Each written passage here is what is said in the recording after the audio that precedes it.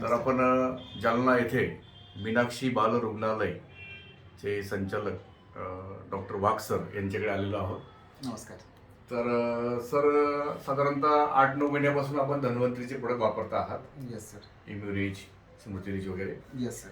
तर जरा आपल्या प्रोडक्टचे आपल्याला आलेले जरा एक्सपिरियन्सबद्दल आम्हाला सांगाल. तसं एक्सपिरियन्स तर खूप छान आले. आता कसं आहे, मी बालरोग तज्ज्ञ आहे. हां. तर बच्चूंमध्ये मेन प्रॉब्लेम आजकाल जो यायला लागला तो इम्युनिटीच्या संदर्भात. म्हणजे जे काही आता वेगवेगळे इन्फेक्शनचा खूप जास्त रेट वाढला आहे. हां. तर आणि दिवसेंदिवस काय झालं का, आहारामध्ये जी कृत्रिमता आली आहे, जे काही नैसर्गिक आहारातून जे घटक शरीराला मिळायला पाहिजे ते मिळत नाही आजकाल. पेस्टिसाईडचा यूज बऱ्याच फळांमध्ये, भाजीपाल्यामध्ये आजकाल व्हायला लागला आहे.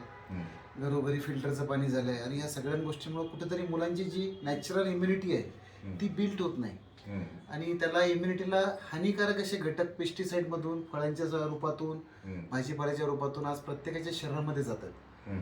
तर त्या कारणाने काय व्हायचं का, लेकरांची इम्युनिटीवरती खूप जास्त इफेक्ट व्हायला लागला आहे. दुसरं महत्त्वाचा आजचा एक मोठा प्रश्न आहे का, आईचं कुपोषण. जी आई कुपोषित आहे तिच्या पोटी सुद्धा येणारा बाळ बऱ्यापैकी कुपोषित असतं. जसं आई ॲनेमिक असतात, हिमोग्लोबिन कमी आहे त्यांचं, तर साहजिक आहे नंतर होणाऱ्या बाळाचा सुद्धा हिमोग्लोबिनवरती परिणाम होतो. ते सुद्धा कमी झालेलं असतं. तर ती इम्युनिटी त्या ठिकाणी सप्रेस झाली असते. आणि आता हे तर 8-10 महिन्यापासून मी आता रेग्युलर रियूज चालू केला इम्युरिजचा. आणि याचा मी एक 7-8 वर्ष आधी सुद्धा इम्युरिज आणि स्मृतिरिज दोन्ही पण खूप चांगल्या प्रमाणात वापरलं होतं. आणि त्याचे रिझल्ट पण त्यावेळी सुद्धा खूप छान यायचे आम्हाला. पण त्यावेळी माझ्याकडे स्टडी नव्हता. पण आज एक प्रकारचा एक अभ्यास माझ्याकडे आहे का, बऱ्याचशा इपिलेप्सी, कन्व्हर्जन ज्याला आपण मिरगी किंवा आकडी म्हणतो, त्या बाळांना आम्ही स्मृतिरिज आणि इम्युरिजचं कॉम्बिनेशन वापरलं. त्याच्यासोबत आम्ही त्यांना बाल मेंदूरोग तज्ञाची ट्रीटमेंट सुद्धा दिली. ती सुद्धा ट्रीटमेंट रेग्युलर चालू होती आणि हे सुद्धा दिलंय.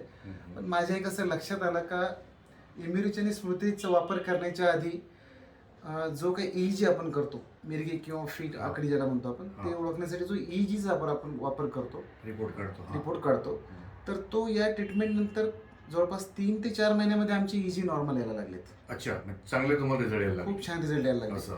आणि जे बऱ्याचदा आधी बऱ्याच पेशंटमध्ये आमचे 6 महिने 9 महिने ट्रीटमेंट देऊन सुद्धा लवकर नॉर्मल येत नव्हते, तर ते EEG आमचे नॉर्मल आले. आणि तो डाटा सुद्धा माझ्याकडे मी मेंटेन ठेवलाय सध्या. म्हणजे ट्रीटमेंट चालू करण्याआधीचा EEG आणि 3 महिन्यानंतरचा EEG डेट सगळं आपल्याकडे मेन्शन येते. तर तो रिझल्ट खूप छान आला. दुसरं म्हणजे निओनेट म्हणजे NICU मध्ये सुद्धा मी त्या इम्युरिज